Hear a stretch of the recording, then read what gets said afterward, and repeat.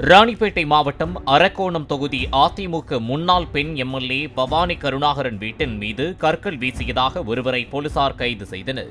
அரக்கோணம் காவனூர் சாலையில் உள்ள வீட்டில் நள்ளிரவில் கல் வீசிய சின்னராசு என்ற அந்த நபர் கையில் அரிவாளுடன் சுற்றித் திரிந்ததாக கூறப்படும் நிலையில் உடனடியாக போலீசாருக்கு தகவல் தெரிவிக்கப்பட்டது.